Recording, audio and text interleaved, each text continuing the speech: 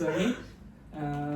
She's Suman Pathak. My name is Dikshant Rana, and this guy is Sahil Mehra.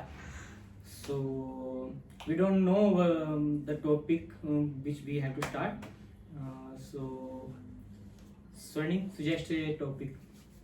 So hello, this is Swarnim and we are here again in your favorite YouTube channel, The Homies Weaver. So we all welcome ourselves here first of all. So we are trying to catch all those things related to gods and demons and all those things. Hello. So I hope you guys will enjoy this video and please like, share and subscribe our YouTube channel and please press the bell icon here. So we are just starting with our first topic. तो इन लोगों को जानना था मुझसे क्योंकि मैं कई चीज़ें पढ़ता रहता हूँ भगवान जी के बारे में, माइथोलॉजिकल चीज़ें, हिस्ट्री है जो हमारी इंडियन एंसेंट है जो, तो इन लोगों को जानना था कि चीज़ें कैसे हुई है, क्या हुई है, किस तरह से हिस्ट्री आई है, हिस्ट्री का ओरिजिनेटेड कहाँ से है. तो इस रीज़न से हम लोग यहाँ पे बैठे हुए हैं. तो इन लोगों को ये था कि 7 चिरंजीवी कौन है, विष्णु भगवान के 10 अवतार के बारे में क्या क्या स्टोरी है, तो हम ये सब चीज़ें कवर करेंगे. तो चलिए शुरू करते हैं. तो पहला सवाल सुमन पूछे आप. तो पहले आप हमें 7 चिरंजीवी के बारे में बताइए. ठीक है. आपको उनके बारे और में साथ में क्या मैं पता है? उसमें ये ऐड भी और- करना चाहूँगा कि जो हमारे 7 चिरंजीवी हैं, तो उसमें जो सबसे पहले जो कल्कि जी से इंट्रोड्यूस होंगे वो कौन होंगे, किस तरह से उनका रहेगा. तो कल्कि जी के बारे में आप थोड़ा बहुत बता सकें तो वो भी मतलब सही रहेगा. ठीक है. तो कल्कि जो थे उनका आना एक तरह से मतलब विष्णु भगवान के 10 अवतारों में से है और 24 अवतारों में से भी है. जो 24 में से जो मेजर बसते हैं वो 10 अवतार है. ठीक है. तो 10 अवतार में से जो 10वां अवतार है वो है कल्कि का अवतार. तो कल्कि जो है उनको हमारे जो 7 चिरंजीवी हैं वो हेल्प आउट करेंगे चीज़ों में. ठीक है. चीज़ों को जानने में, समझने में, और उनकी एक सेना बनेंगे वो. तो ऐसा बोला जाता है हमारे पुराणों के अनुसार. तो मेरा मतलब मेन यही था कि आपको इन सब चीज़ों से अवगत कराना है. तो हम पहले शुरू करते हैं अपने 7 चिरंजीवियों से. ठीक है. तो 7 चिरंजीवियों में एक से मैं थोड़ा सा हाँ, रोकना चाहूंगा. बिल्कुल. मतलब मैंने ऐसा सुना है कि जो मतलब जब फ्यूचर में ऐसा होगा कि जो हमारा जो वॉरफेयर वगैरह जो भी होगा, क्योंकि जो कल होगा, जो विलेन होगा, जो मेन विलेन है उसका ऐसा रहेगा कि जो हमारे माइंड्स को कंट्रोल कर रहा होगा, जो वेपनरी वगैरह, जो भी कंप्यूटर वगैरह जो भी उससे रिलेटेड है वो उसको कंट्रोल कर रहा होगा. तो ऐसा मतलब बोला जाता है कि जो मतलब जो लिखा हुआ है वो ऐसा बोला जाता है कि जो कल्कि आएंगे वो घोड़े में बैठ के वॉर करेंगे. तो फिर मतलब ये सारी चीजें मतलब बहुत ऐसे लगती हैं कि जैसे कहाँ टैंक वगैरह, हाइपरसोनिक मिसाइल्स टेस्ट हो रही हैं, कोई ध्वनि की स्पीड से 15-20 गुना ज्यादा मिसाइल टेस्ट हो चुकी हैं, कंट्री के पास आ चुकी हैं. उस इरा में हम घोड़े के साथ कल्कि भगवान उनसे वॉर करेंगे तो कैसे जीत पाएंगे. मतलब किस तरह का वो टाइम रहेगा, मतलब कैसे जीत पाएंगे, और क्यों, मतलब घोड़े पे ही क्यों, मतलब किसी और चीज पे भी जा सकते हो, कैसा रहेगा. बहुत अच्छा सवाल है. Thank you so much for asking me a very powerful question. तो hope I give you the best answer for that. तो हर एक चीज़ की ना एक एक्सपायरी डेट होती है. Like if you are going with our tanks and missiles and all supersonic things what we are using here in our era and in a future time, तो आप देखोगे कि धीरे धीरे हर एक चीज का टाइम पीरियड ना खत्म होता है. हर एक चीज की एक्सपायरी होती है. Like a milk product, like any kind of things in this world. तो सबका एक एक्सपीरियंस और सबका एक एक्सपायरी टाइम होता है. तो एक्सपायरी टाइम से मेरा मतलब ये है कि जैसे अगर आप कोई भी चीज देखो, आपने अपने टाइम पर या अपने पापा लोगों के टाइम पे कुछ चीजें देखी होंगी जो अभी के टाइम पे नहीं है. लाइक उनके लिए वो चीज़ें बहुत सुपरसोनिक थी. हमारे लिए हमारे एरा पे जो चीज़ें हैं वो काफ़ी सुपरसोनिक है. तो हम इस तरीके से देखेंगे. लाइक कि आप साइंस के अकॉर्डिंग अगर प्ले करें तो साइंस में बोला जाता है कि एक टाइम के बाद रोबोट्स जो है वो ह्यूमंस के साथ प्ले करेगा. लाइक ह्यूमन पे ओवरटेक करेगा, ह्यूमन की चीज़ों को, असिस्टेंसी को वो इनफैक्ट बिल्कुल ह्यूमंस absorb को करेगा. कंट्रोल करेंगे वो. हाँ. तो ह्यूमंस को किसी ना किसी तरीके से इन्वॉल्व करेगा, किसी ना किसी तरीके से अफेक्ट करेगा, उनके माइंड के साथ प्ले करेगा. ठीक है. क्यों? क्योंकि हम ही वो लोग हैं जो चीज़ों को क्रिएट करते हैं. लाइक जो रोबोट है वो भी हम क्रिएट कर रहे हैं, जो टैंक्स है वो भी हम क्रिएट कर रहे हैं. ठीक है. तो आप देखोगे कि पहले चेक शर्ट्स चलती थी हमारे पापा दादा लोगों के टाइम पे. बीच में उस एरा में फिर नॉर्मल एक सॉलिड कलर्स की शर्ट्स आने लगी, सिंपल. फिर अब वापस वो एरा आ रहा है जिसमें हम पुराने वही फर वाली जो चेक्स है वो यूज करते हैं। तो आई मीन जो टाइम है वो वापस से फ्लो अप होके आता तो आपके कहने का ये मतलब है कि जो हमारे ये फ्यूचर के टाइम पे जो ये मिसाइल्स आएंगी, बड़े बड़े जितने भी चीजें आएंगी, वो सब ओवरकम करके वापस से घोड़े और ये हाथी हाँ, आने वाले, but- दैट्स व्हाई वो घोड़े पे आएंगे। बट हाँ। इसका ये भी तो हो सकता है कि अगर आप देखो तो हर 10 साल बाद जनरेशन चेंज होती है। बिल्कुल। कोई किसी चीज की जनरेशन है, इलेक्ट्रॉनिक्स की 10 साल बाद चेंज होगी। अगर आप पिछले 10 साल देखोगे तो बहुत चेंजेस मिलेंगे आपको। तो मतलब ऐसा भी तो हो सकता है कि वो आप जैसे आप बता रहे एक्सपायरी टाइम है उसका, ये एक्सपायरी टाइम है उसका, एक्सपायरी टाइम आना हमने मान ली खत्म हो गया। बट ऐसा तो है कि हम विद टाइम ग्रो कर रहे हैं और विद टाइम डेंजरस वेपन्स बनाते जा रहे हैं। जैसे अभी इलोन मस्क जो है रिचेस्ट पर्सन जो थे अभी रिसेंटली, उन्होंने अभी एक इंटरव्यू में ऐसा बोला था कि एआई जो है is far more dangerous than nuclear bomb. So मतलब विद टाइम हमारी वेपन सिस्टम भी तो अपग्रेड हो जाएंगे। तो मतलब मेरा ये था कि उस टाइम पे मतलब जो बुक्स वगैरह में लिख रखा है कि हॉर्स पे आके वॉर करना, तो मतलब सच में ऐसा है? मतलब आपको क्या लगता है उसमें सच में ऐसा होगा? हाँ बिल्कुल, ये सब चीजें देखो जो एलन मस्क है उन्होंने या फिर बोला है ऐसा कि ऐसा वो- तो नहीं है कि कहीं जो उस टाइम पे मे भी रोबोट्स वगैरह बन चुके हों, मे भी जैसे बुक्स में ये भी लिखा है कि काल जो है वो हमारी माइंड्स को कंट्रोल कर रहा होगा, ये सब कर रहा होगा। तो मे भी ऐसा तो नहीं है कि वो जो काल है वो हमारे वेपनरी को ही कंट्रोल कर रहा हो।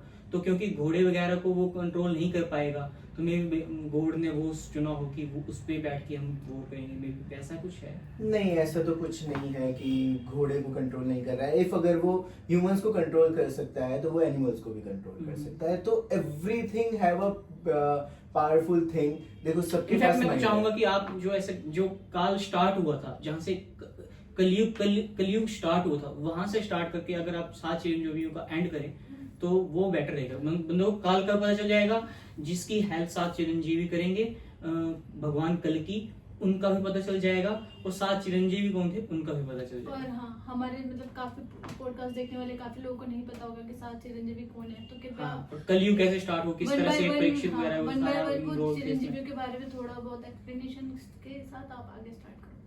ठीक है, तो सबसे पहले हम शुरू करते हैं अपने 7 चिरंजीवियों के बारे में। तो जैसा आप सब लोग जानना चाहते हैं, मैं कुछ टिपिकली चीज़ों को कैटेगराइज करूंगा। तो सबसे पहले जो हमारे चिरंजीवी आते हैं वो आते हैं हनुमान जी, फिर आते हैं आपके व्यास जी, वेद व्यास जी, तीसरे नंबर पे आते हैं आपके कृपाचार्य जी, चौथे नंबर पे आते हैं विभीषण, फिर राजा बलि, फिर आपके आते हैं अश्वत्थामा। अश्वत्थामा। ठीक है, तो ये सारी हमारी लिस्ट है। ठीक है, तो इन सारी लिस्ट पे अगर आप देखेंगे तो किसी ना किसी रीजन से कईयों को आशीर्वाद मिला था, कईयों को श्राप मिला था। ठीक है, तो इस तरह की कुछ स्टोरीज रही है। जैसे हनुमान जी को चिरंजीवी होने के लिए माता सीता ने उनको दिया था। ठीक है, क्योंकि उनकी भक्ति इतनी प्योरेस्ट है कि वो वर्ल्ड में ही किसी ने कभी उस भक्ति को चुना हो। ठीक है, वो भक्ति आपको सिर्फ त्रेता युग में नहीं, द्वापर युग में भी देखने मिली है।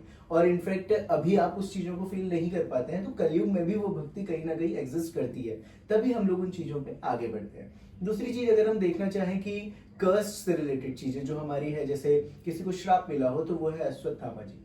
ठीक है, अश्वत्थामा जो है वो कौरवों की तरफ से थे सेना में, बट लास्ट टाइम पे उन्होंने क्या किया था, जो उत्तरा थी जो प्रेग्नेंट थी, तो उनके गर्भ में उन्होंने ब्रह्मास्त्र छोड़ दिया था, जिस वजह से उसको श्री कृष्ण भगवान जी ने श्राप दे दिया था और उनसे उनका मणि छीन लिया था।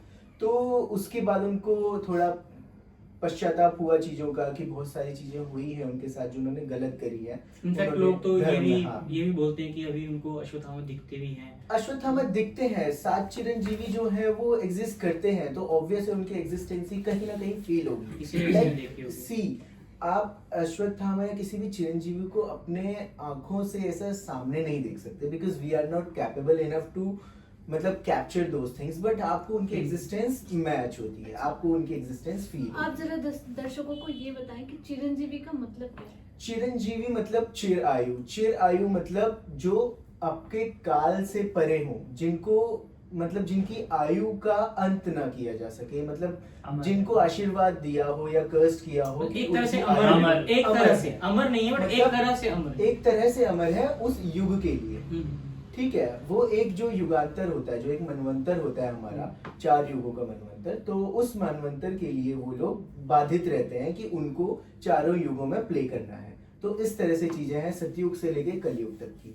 फिर आप जानना चाहते हो कि जो कली पुरुष है, कली जिसे हम बोलते हैं कलयुग, ठीक है, तो कली के युग को कलयुग बोला जाता है। कली पुरुष जो है वो बोला जाता है कि मोस्ट डेंजरस डेमन या फिर मोस्ट डेंजरस पर्सन जो कि आपकी चीजों के साथ प्ले करता है, लाइक जैसे अभी आपको, हाँ मतलब ये तो उसकी नेगेटिविटी है, बट इसमें पॉजिटिविटी भी है। क्यों? हाँ। क्योंकि कली पुरुष जब अवतार लेने के मतलब कली पुरुष का ऐसा है कि जब कृष्ण भगवान का सेशन ऑफ पीरियड खत्म हो रहा था, तो उसने राजा परीक्षित जो थे हमारे, उनकी एग्जिस्टेंसी में भी एक ये पूछा था कि जब मैं एंटर करूंगा तो उससे काफी सारी चीजें बेकार हो सकती हैं, बट उसमें उसने एक ऑप्शन हमको दिया था ह्यूमंस को कि अगर ह्यूमंस थोड़ी सी भी भक्ति भावना भगवान पे रखेंगे तो उनकी एक दिन की भक्ति जो है, या एक दिन जो हम सोचते हैं कि लाइक हमको भगवान का नाम लेना चाहिए, नाम जब भी कर लो या कुछ भी कर लो, तो उससे वो कई सारे पापों का नाश हो सकता है। बट एक्चुअल में वी आर ह्यूमंस, तो हम उतना भी नहीं कर पाते हैं, क्योंकि अगर आप सतयुग के टाइम से देखो तो सतयुग के टाइम पे हमारे पास बहुत तपस्वी लोग होते थे, आई मीन बहुत मेडिटेटेड चीजें होती थी, कैटेगराइजेशन होता था भक्ति का। और फिर त्रेता युग में, और जैसे राम भगवान जी ने भी खुद हमारे शिव जी भगवान जी के लिए किया था, ठीक है, रामेश्वरम टेम्पल बना है। उसके बाद द्वापर युग में कृष्ण भगवान ने शिव जी भगवान का किया था, ठीक है, द्वारका नगरी के पास, और भी बहुत सारी चीजें हैं। तो इस तरीके से तो अभी कलयुग में भी सेम चीज है। मैं आपसे एक क्वेश्चन पूछना चाहता हूँ कि जब कल की अवतार होगा तो ह्यूमंस में ऐसा क्या चेंज आएगा कि जिससे आप हमें पता चल जाएगा कि अब अवतार होने वाला है? ह्यूमंस में अगर आप देखो अपने सराउंडिंग्स तो बहुत सारे चेंजेस हो रहे हैं, like changes are going upward direction, ठीक है। अभी क्या है कि ये जो आपका कलयुग का ना, ये फर्स्ट सेशन है, ऐसे कलयुग के 4 सेशन टोटल है, ठीक है, बहुत अलग अलग कई वर्षों के हैं, तो उसमें अभी बहुत सारा वक्त बाकी है। जो फर्स्ट सेशन है उसमें से सबसे पहले जो है भक्ति विलुप्त होती है। भक्ति मतलब लोगों के मन में से जो मधुरता मतलब जो पोलाइटनेस है, जो स्वीटनेस है, वो निकलती है। सेकेंड में आप क्रोध में, मद मत्सर्य में, उन सब चीजों में घुसते हैं। थर्ड में आप मेंटली डिसेबल हो जाते हैं, और फोर्थ में आपकी उन्हीं पावर्स को एब्जॉर्प्शन लेकर जब लाइफ में हर एक चीज स्ट्रगलिंग वे में चली जाएगी, ह्यूमंस को किल अप कर रहे होंगे, लाइक बिल्कुल भी किसी चीज की वो नहीं रहेगी। तो imagine fourth phase, I don't want to imagine that. Yes, तो हाँ, ऑफ कोर्स, बिल्कुल हम कोई भी नहीं चाहते कि हम फोर्थ फेज को वो करें, तो हम कोई भक्ति करते हैं कि हम भगवान के धाम पहुंच जाएं, जो जिस भी भगवान को प्रे करता है, तो आई होप वो सब चीजें रहें। तो आपने जैसे हनुमान जी से बताया कि हनुमान जी कैसे चिरंजीवी बने, तो वैसे जो हमारे बाकी के 6 अवतार हैं उनके बारे में भी आप वेद थोड़ा जी के बारे में explain बताइए। तो वेद व्यास जी क्या थे ना, वेद व्यास जी जो थे वो एक मत्स्य कन्या होती थी। मत्स्य कन्या जो थी आपके अगर आपने महाभारत के टाइम पे अगर सुना हो कि महाभारत की जब स्टार्टिंग होने वाली थी, ठीक है, तो उसमें एक राजा हुआ करते थे, ठीक है, धृतराष्ट्र के दादाजी, ठीक है, नाम तो मेरे को याद नहीं आ रहा, तो वो थे। तो उनकी जो मैरिज हुई थी, वो मैरिज जो हुई थी सत्यवती से। सत्यवती जो थी वो मत्स्य कन्या थी। मत्स्य कन्या मतलब कि एक अप्सरा और एक ऋषि के मिलने से उनकी जो एक क्रिया होती है, ठीक है, संवेदात्मक क्रिया, लाइक कि द मैनिफेस्टेशन पावर या फिर मेडिटेशन पावर से वो सत्यवती का जन्म हुआ था, ठीक है। वो समुद्र में पैदा हुई थी, तो जिस वजह से उनमें क्या था कि मत्स्य कन्या होने के रीजन से उनसे मछली की वो आती थी, स्मेल आती थी। ऑब्वियस है कि अगर आप समुद्र में हो, मछलियों के साथ हो, सब चीजें हैं, तो मत्स्य कन्या के उससे उनको मछली की स्मेल आती थी, जिस वजह से क्या था कि जो ऋषि थे उन्होंने उनको आशीर्वाद दिया था कि आपकी जो बॉडी है उसमें से ये फ्रेग्रेंस जो है वो बटरफ्लाईज और फ्लावर्स की स्मेल आएगी। उनको ये आशीर्वाद दिया था, ठीक है।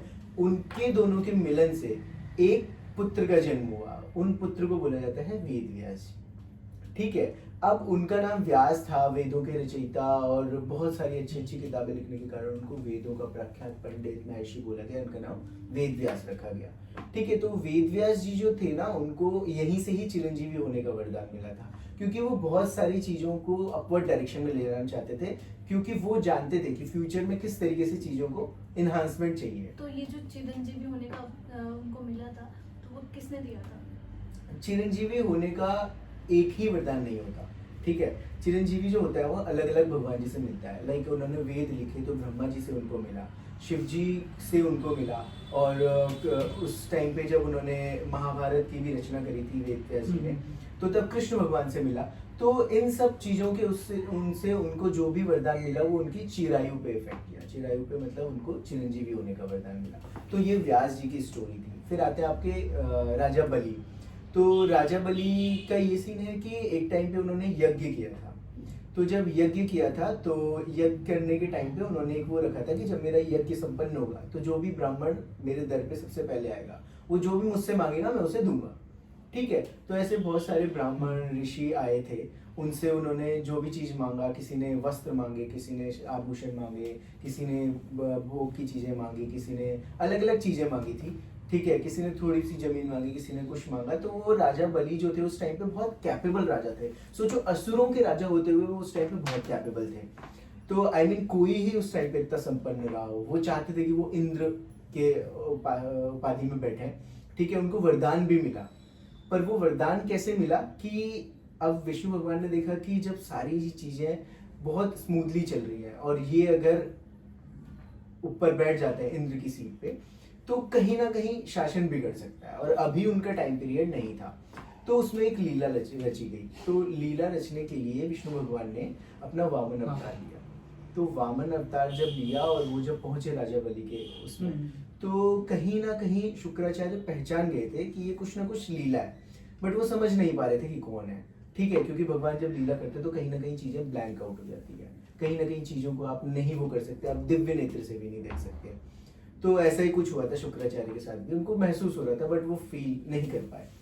तो यही चीज थी। उन्होंने आए वामन अवतार में, उन्होंने बोला कि मैं आपसे सिर्फ 3 ही चीज मांगूंगा, 3 चीज मांगूंगा और वो आपको मुझे देनी पड़ेगी। तो उनसे पहले प्रॉमिस ले लिया। तो राजा बलि इतने कैपेबल थे, उन्होंने सोचा कि एक मतलब साधारण सा जो वामन है वो मुझसे क्या ही मांग सकता है, ज्यादा से ज्यादा कुछ पग जमीन मांगेगा, कुछ आभूषण मांग लेगा, कुछ मुझे कुछ खाने की चीजें, कुछ पहनने के वस्त्र मांग सकता है, और क्या ही मांग सकता है। तो ये सोच के उन्होंने बोला कि ठीक है, मैं आपको प्रॉमिस करता हूँ कि आप जो मुझसे मांगेंगे मैं वो आपको देने की पूरी कोशिश करूंगा।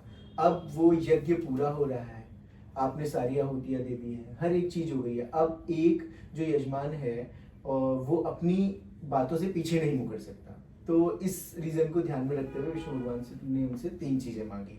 उनसे बोला कि 3 पग जमीन। तो उन्होंने बोला कि 3 पग जमीन चाहिए, तो 3 पग जमीन आप रखिए पैर, 3 पग आपके जहां तक जाएंगे मैं वो आपको जमीन दूंगा। तो पहला पग बोला जाता है पृथ्वी पर रखा था, दूसरा पग आकाश में रखा, और तीसरा पग रखने का जगह ही नहीं मिली।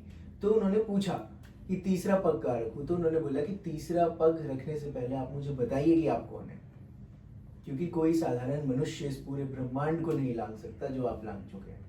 तो उन्होंने बताया कि मैं वामन अवतार में विष्णु भगवान हूँ, और इस प्रक्रिया को लेकर मैं आपके पास आया हूँ, और अभी आपका टाइम नहीं है, अभी आपको किसी और एक कार्य के लिए चुना गया है। ठीक है। तो आप सोचो, राजा बलि इतने अच्छे थे कि उन्होंने उस मोमेंट पे बिल्कुल भी एग्रेशन नहीं दिखाया।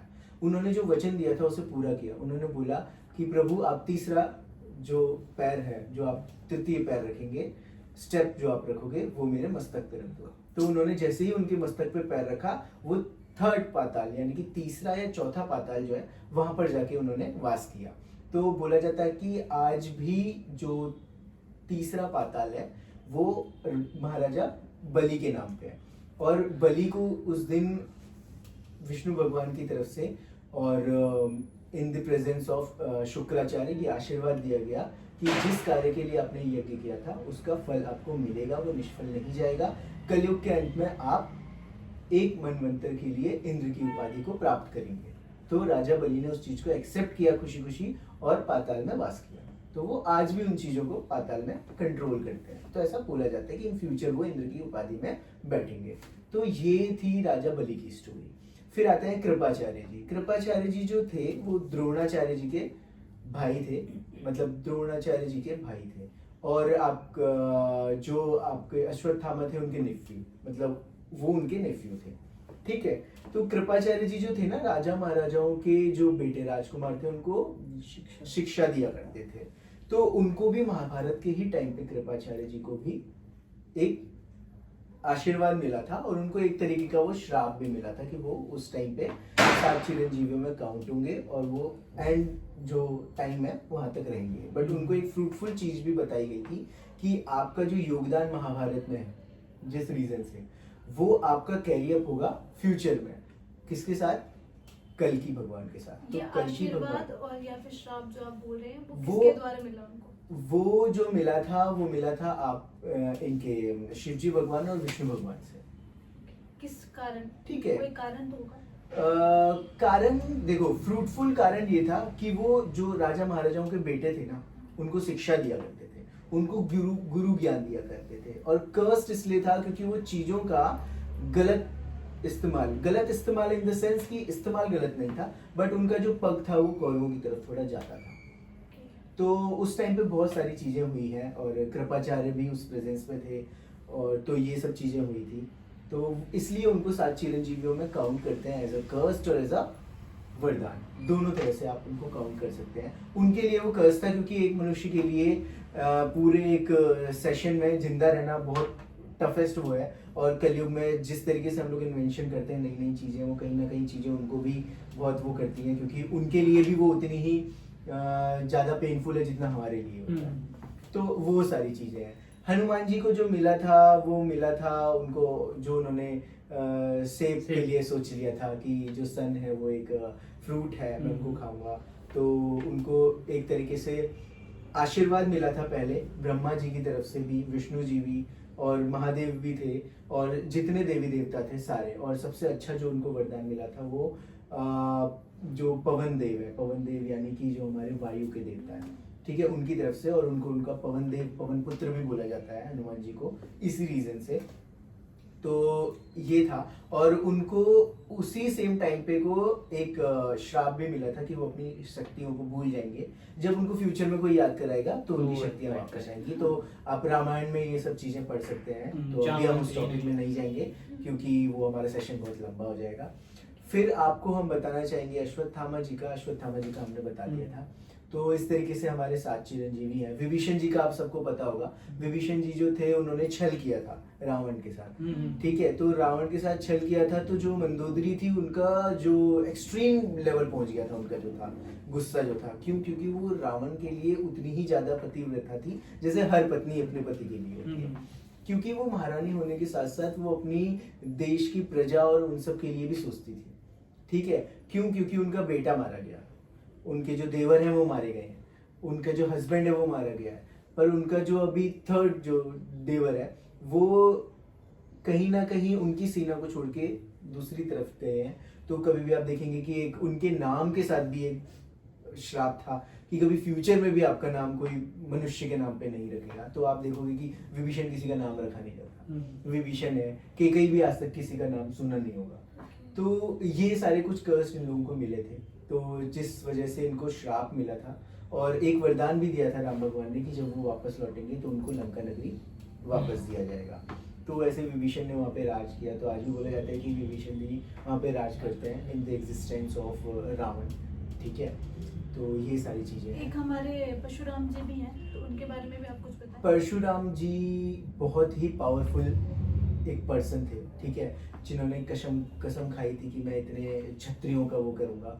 उस टाइम पे बहुत सारी चीजें चल रही थी। तो परशुराम जी को आशीर्वाद मिला था किससे? शिवजी भगवान से, कि उन्हें फ्यूचर में चीजों को असिस्ट करने के साथ साथ टीच आउट भी करना है, ठीक है। क्योंकि परशुराम जी एक ऐसे पावरफुल पर्सन है जिनको आप देखो कि वो मॉडर्नाइजेशन में बहुत ज्यादा बिलीव रखते थे, लाइक शस्त्र विद्या में, अस्त्र विद्या में, ज्ञान की चीजों में या किसी भी चीजों में। तो जिसके होते हुए परशुराम जी को आशीर्वाद मिला था और कुछ शस्त्र भी मिले थे उनको कि वो भविष्य में उनके काम आएंगे, ठीक है, वो फ्यूचर में उनका यूज कर सकते हैं कल्कि के साथ। तो इस तरह की चीजें थी। परशुराम जी को बोला जाता है कि वो कर्ण के भी गुरु थे, और परशुराम जी जो थे आपके भीष्म पितामह के भी गुरु थे। तो इन्होंने इन सबसे शिक्षा ली थी, अपने बहुत सारे अस्त्र शस्त्रों का ज्ञान लिया था, जिस वजह से पितामह को कोई नहीं हरा सकता था। तो ये हमारे चिरंजीवी थे।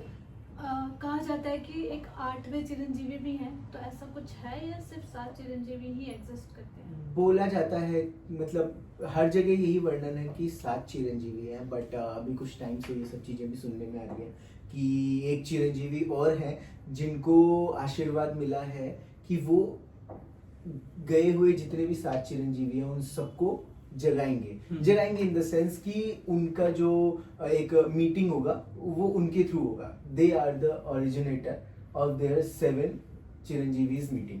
कुछ नाम या कुछ आपको ऐसा? नाम अभी मेरे को मार्कंडेय एग्जिस्टेंसी का नहीं है. ये मार्कंडेय भी है, और अगर ये भी बोला जाता है कि एक और पर्सन है, अभी उसके लिए का अलग से हम लोग एक पॉडकास्ट रखेंगे 8वें चिरंजीवी के लिए. तो अभी उसका नहीं है. I hope you guys can understand कि अभी उन चीज़ों को हम डिस्कस करेंगे तो बहुत आगे चले जाएंगे. बट हाँ, कहीं ना कहीं बुक्स में अभी भी वो चीज़ मेंशन है गाइस कि 8वें चिरंजीवी भी हैं, और कई यूट्यूब चैनल्स भी हैं, और कई हमारे गुरु भी हैं जो बोलते हैं कि एक 8वें चिरंजीवी है जिनका काम रहेगा कि वो बाकी के 7 चिरंजीवियों से सारी चीज़ों को कलेक्ट करें और उनको जगाएं और उनको एक ही उन पे लाएं, स्टेप पे, सेम पेज पे ताकि वो लाएं। सेम पेज पे लाएं, ताकि वो कल्कि जी का योगदान दे सके हर एक चीज़ में. तो गाइस, ये हमारा 7 चिरंजीवियों के ऊपर एक छोटा सा पॉडकास्ट था. तो दीक्षांत राणा, आप थोड़ा क्लोज करेंगे इस पॉडकास्ट को? क्लोजिंग स्टेटमेंट हमारी यही रहेगी कि जो भी था जैसा भी था, आपको कैसा लगा ये पॉडकास्ट जो हम सभी ने होमीज वीवर के जो भी मेंबर हैं. अभी एक मेंबर हमारा मिसिंग है, वो अभी हमारे साथ जुड़ा हुआ नहीं है.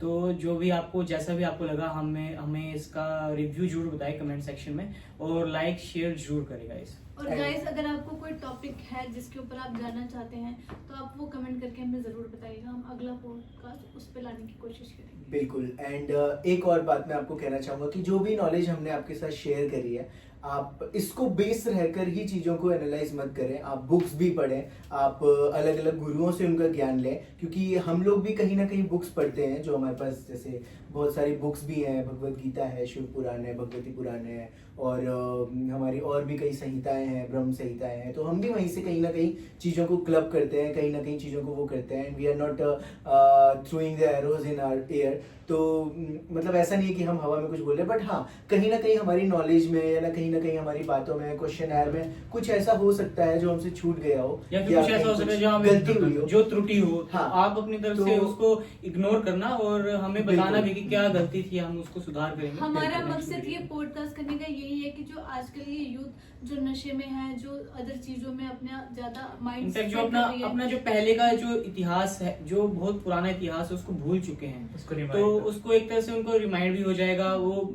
ये भी जान पाएंगे कि क्या है, किस तरह है, आगे फ्यूचर में किस तरह चीजें आने वाली हैं. हम बस तो यूथ को मे बी थोड़ा उनको सा, एक पाथ, एक डायरेक्शन जो है वो मिल सकेगी. हमारे पॉडकास्ट से उनको थोड़ा इंटरेस्ट बनेगा इन टॉपिक्स पे. तो आप उन टॉपिक्स को बुक्स के द्वारा अलग चैनल्स पे या कहीं पे भी आप सर्च करके उस स्टोरीज में जाने में इंटरेस्ट बना सकते हैं. बिल्कुल. और एक बात मैं जरूर बोलना चाहूँगा, अगर कोई भी पेरेंट्स अगर इस YouTube चैनल को फॉलो करते हैं और ये वीडियो देख रहे हैं, उनके लिए मेरी एक तहे दिल से गुजारिश है कि आप अपने बच्चों को इंडियन एसेंट के बारे में समझाओ. उनको बताओ कि ये माइथोलॉजिकल चीज़ें नहीं है. They are not myth, they are not mythological things, they are history.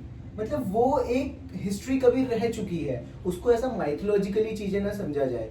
क्यों? क्योंकि अगर आप उनको ये सब चीजें बताओगे ना कि ये सब चीजें माइथोलॉजिकल है, वो आपसे क्वेश्चन करने की बजाय अपने मन ही मन सोचेंगे कि they are just like a myth. ये कहीं बुकों में लिखा है किसी पर्सन ने, या फिर कोई लिख के चला गया and we don't have any proof. तो प्रूफ अगर आपको चाहिए तो आप आज के टाइम पे देखोगे कि बहुत अलग अलग, जैसे ऑक्सफोर्ड यूनिवर्सिटी है हमारी, कैलिफोर्नियन यूनिवर्सिटी है, और अलग अलग हमारी जो यूनिवर्सिटी, हार्वर्ड यूनिवर्सिटी है, they are looking up into these topics, our Indian ascent, our Indian history. ठीक है, तो इन सब चीज़ों को लेके बहुत सारी रिसर्च करती है. नासा भी कहीं ना कहीं हमारी जो साइंस है, कहीं ना कहीं हमारे कस्टम, हमारे रिलीजन के नीचे झुक जाता है. द रीजन बिहाइंड कि कहीं ना कहीं हमारे जो ऋषि मुनि है, कहीं ना कहीं हमारे जो पूर्वज है, वो कुछ ना कुछ सॉलिड चीजें छोड़ कर गए. आप अपने बच्चों को वीडियो, जरूरी नहीं है कि हमारी वीडियो दिखाएं, आप बहुत सारे और भी चैनल्स हैं, आप वहां भी वीडियो दिखा सकते हैं, बट उनको ये नहीं बोलना कि ये माइथोलॉजिकल चीज है. उनको ये बोलो कि हमारी हिंदुत्व की ये हिस्ट्री है जो बैक एंड से चली आ रही है और हम ये आपको सुनाते हैं. तो I hope you guys will enjoy this video, and once again please like, share and subscribe, and please press the bell icon below, and बने रहिए तब तक के लिए नमस्कार. Bye bye guys.